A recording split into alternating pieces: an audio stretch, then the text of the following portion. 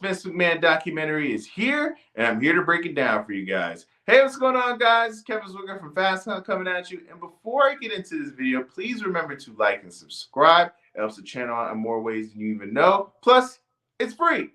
So the way I'm going to be doing this is I'm going to be breaking down this doc for you guys in sections. And the reason why I'm going to break it down for you guys in sections is because I feel like I'll try to jam-pack 6 episodes in one video. I'm going to be leaving out a lot of important details. I'm going to be glossing over a lot of important events and not going to be able to give you guys as many open and honest thoughts about everything just based off of time restraints. So I'm going to be doing episode 1 and 2 in this video, and then I'm going to be doing separate videos for 3 and 4 and 5 and 6. So the way this doc is set up and the way that I took this doc and my main takeaways from it is, if you are a hardcore wrestling fan and you're expecting to come into this doc and learn about things that you never knew about or hear about things that you never heard about, this is a doc that's going to disappoint you.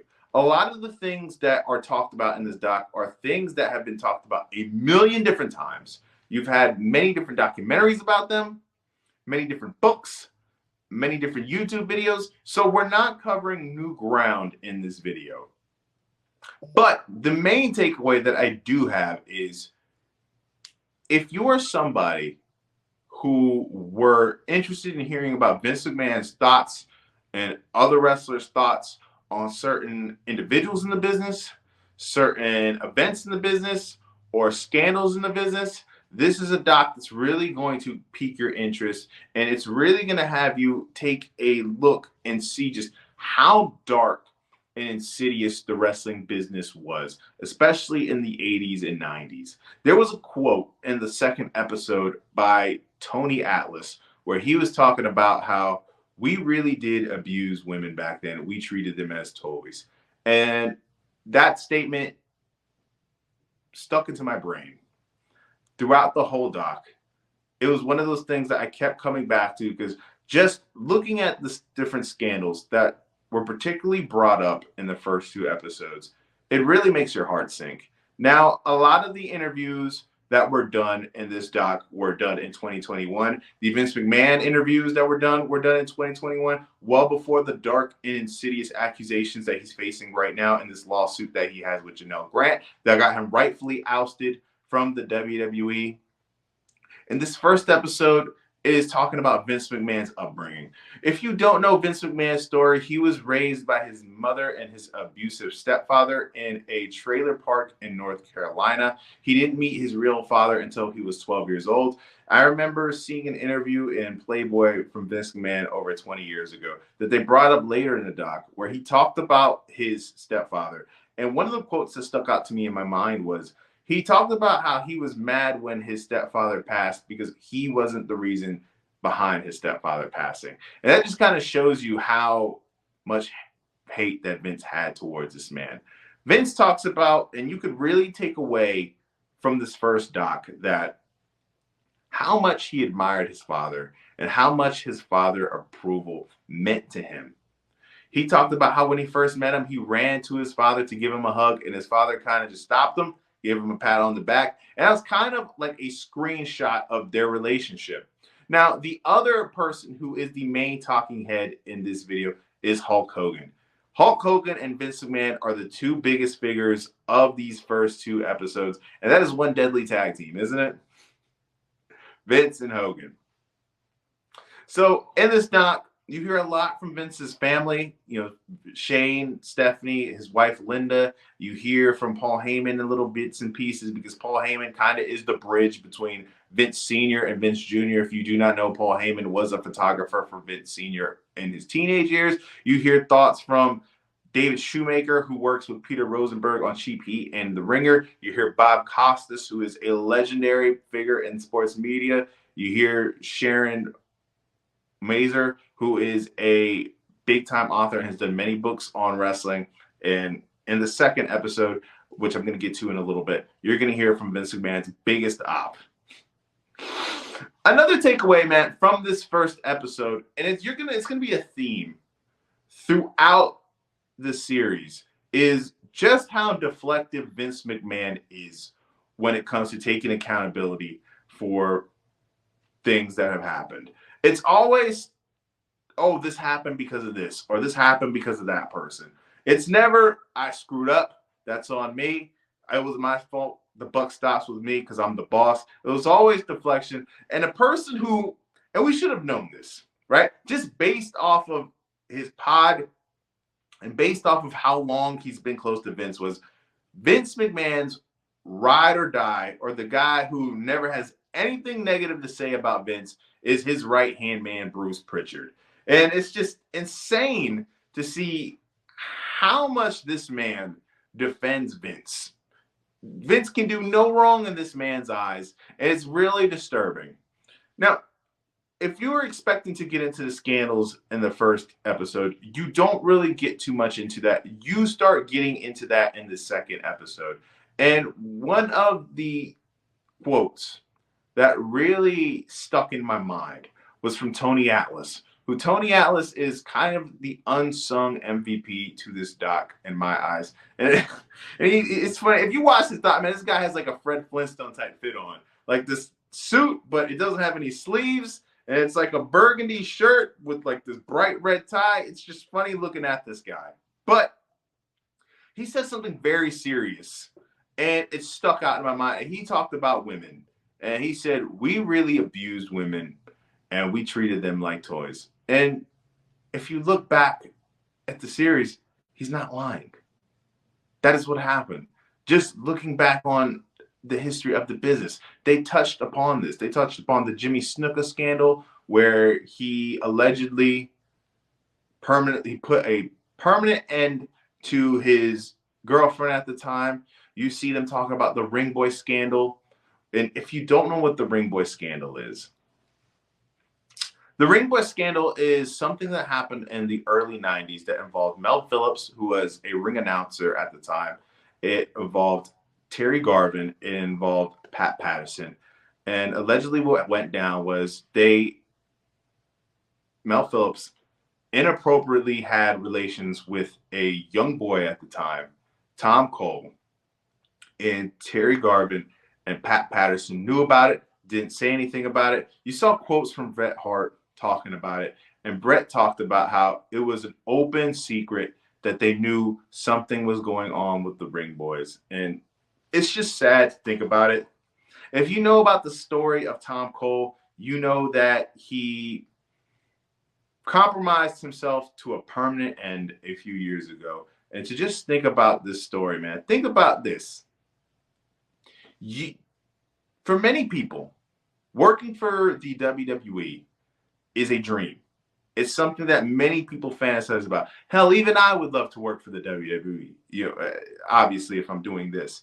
But think about you landing a dream job, even if it's in the lower end of that dream job. At least you have your foot in the business, and you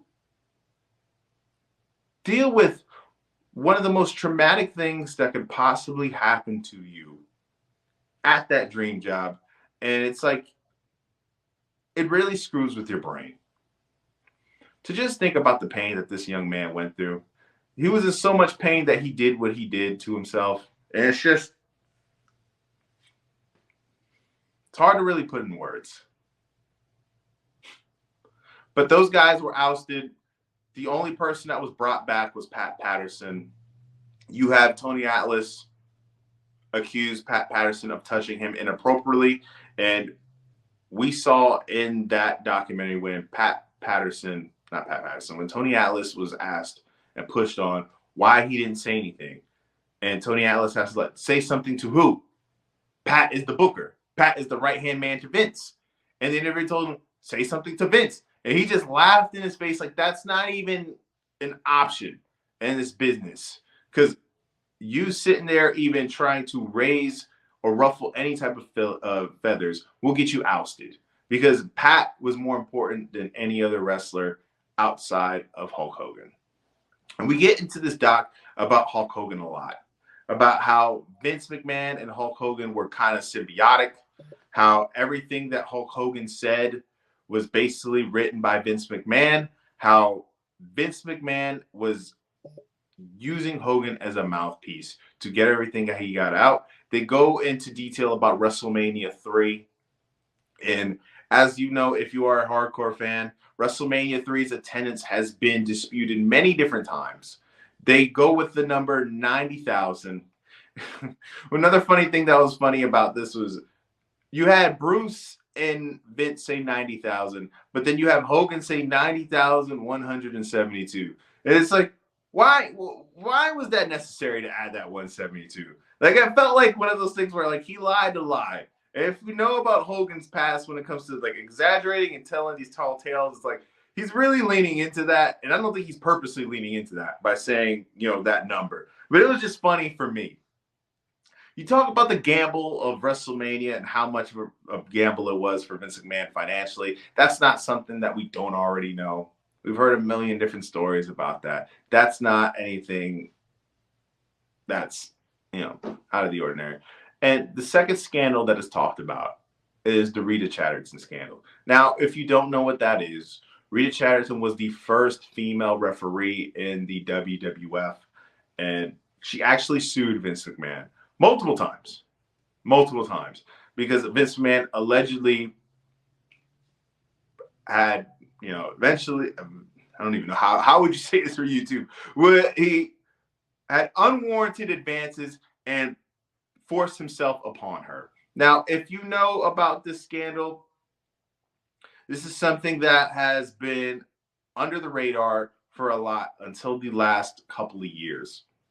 I personally never heard about the scandal until the last couple of years, and you hear a lot about it from different shoot interviews.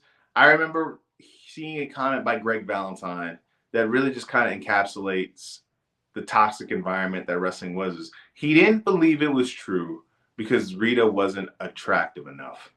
Right? It blows you away, right? Things like that just blow you away. And it's sad that woman had to go through what she had to go through. And they show her going on the Geraldo Rivera show, and they see different comments and different columns written, basically trying to disprove everything this woman is saying and not validating anything that she is saying. It's kind of like a 180 to how things are now. And we're not perfect now, but at least we're making progress. That situations like that are far less common than they were before. Now, Hogan and Vince, you see a part of the documentary where Vince can get emotional about it, about Hogan and WWE parting ways and Hogan going to WCW. They talk about how when Hogan wanted to go to Hollywood, he told Vince that I am not going to compete with you ever. You don't have to worry about it. So Vince gives him his release, and he sits there and months later signs with WCW. And you can see that Vince McMahon is super hurt about this. And if you know about departures, there's only 2 departures in WWE history that I could visibly remember seeing Vince McMahon upset about. And that was the Hogan one and the Randy Savage one. The Randy Savage one felt like he never got over because Randy didn't get into the hall until he passed. So I felt like that was one of those things that Vince held into him until Randy passed. And probably they never broached on that subject with Vince in this doc either, his feelings towards Randy. But that's something that if you could just tell or hear different stories from different writers that he held that grudge against Randy forever. Now, this episode 2 ends with a cliffhanger. It ends with them going into the steroid trial. You hear a lot throughout this episode from Vince McMahon's top op, Phil Mushnick. If you don't know who Mushnick is, Mushnick was a columnist in the New York Times. And throughout the years, even when it was taboo to say anything negative about wrestling, Mushnick would always hammer Vince. And they asked Vince, basically, kind of paraphrasing as to why that he thinks that Mushnick was doing this. And he was basically saying, not in these exact words, but from what I took it as, is basically calling Mushnick a hater. That's basically what it is. That he wants to take Vince down and he wants to put the business out of business because he is a hater. But and they go back and they ask Mushnick why he has such hard feelings toward Vince, and he tells us because he's a dirtbag. And from all the things that we heard about Vince and all these allegations that are facing him, this is true. The man is a dirtbag. There's no other way to really cut it. There's no other way to really say it. The man has done horrible things. And at the time, Mushnick probably got a lot of flack. And now looking at it now, the man might have been a hero and might have been ahead of his time. But I'm going to leave it at that. There's tons of other things to cover in the later videos.